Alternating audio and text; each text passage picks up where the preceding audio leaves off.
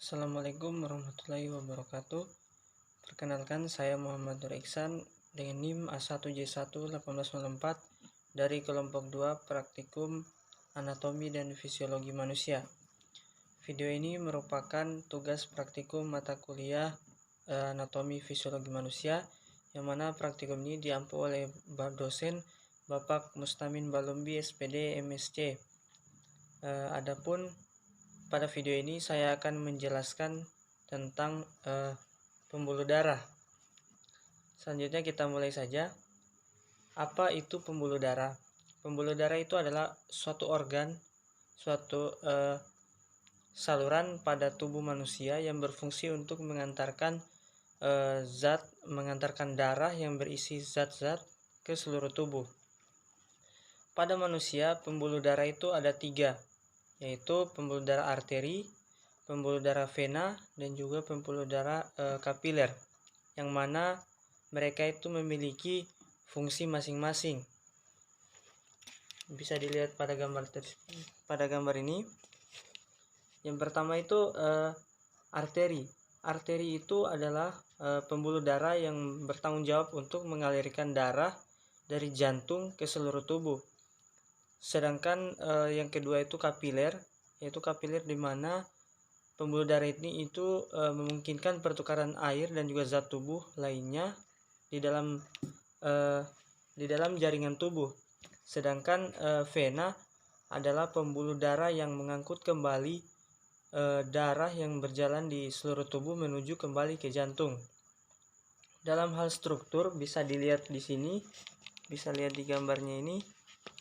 Ini adalah struktur dari ketiga pembuluh darah, di mana ada struktur dari arteri, ada vena, dan juga ada kapiler. Ya, yang pertama dalam hal struktur itu, vena dan juga arteri itu memiliki struktur yang sama, di mana terdiri dari 3 lapisan. Yang pertama, yang paling luar itu adalah lapisan tunica adventitia, dan juga yang kedua lapisan tengahnya yaitu tunica media, dan juga lapisan paling dalamnya yaitu tunica intima. Di sini lapisan paling luarnya itu lapisan yang paling tebal dari penyusun pembuluh darah itu adalah lapisan yang tengah yaitu tunica media, di mana dia ini terdiri dari jaringan ikat fiber dan juga polisakarida, sehingga membuat dia menjadi lebih tebal daripada lapisan-lapisan yang ada, lapisan yang menyusun pembuluh darah ini.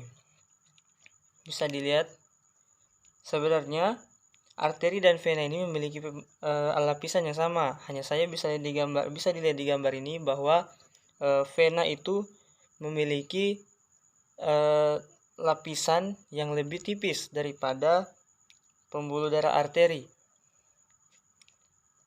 Bisa dilihat di sini, tetapi vena ini memiliki keunggulan bahwa ruang pembuluh darahnya itu lebih besar daripada ruang pembuluh darah dari arteri. Selanjutnya kapiler.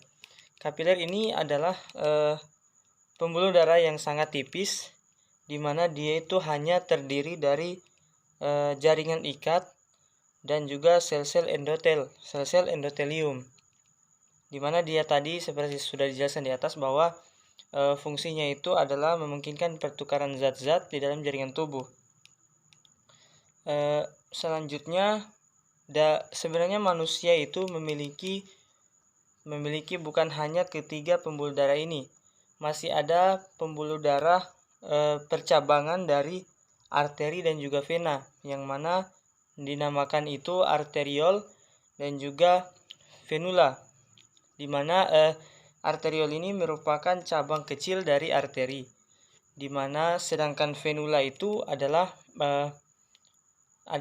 cabang-cabang dari pembuluh vena, yang mana mereka ini berfungsi untuk mengumpulkan darah dari organ-organ hingga sampai ke vena, lalu mengantarkannya kembali ke jantung. Ukuran dari pembuluh darah cabang-cabang itu tentu saja lebih kecil daripada vena dan juga arteri itu sendiri.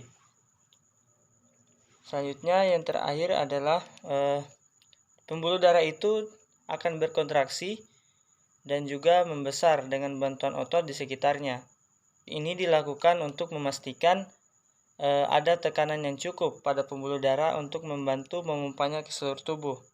Jadi dalam berkontraksi untuk memompa darah ke seluruh tubuh itu, pembuluh darah itu akan berkontraksi juga membesar dengan bantuan otot yang ada di sekitarnya, sehingga dia bisa dapat mengantarkan darah ke seluruh tubuh maupun mengantarkan kembali darah dari seluruh tubuh itu menuju kembali ke jantung, yang mana itu dilakukan untuk memastikan yang mana ini tuh membutuhkan tekanan yang cukup sehingga pemompaan darah ini bisa kembali dengan mudah atau berjalan dengan lancar. Mungkin cukup sekian penjelasan dari saya. Kurang lebihnya mohon maaf apabila ada kesalahan. Saya minta maaf yang sebesar-besarnya. Wabillahi taufik wal hidayah. Assalamualaikum warahmatullahi wabarakatuh.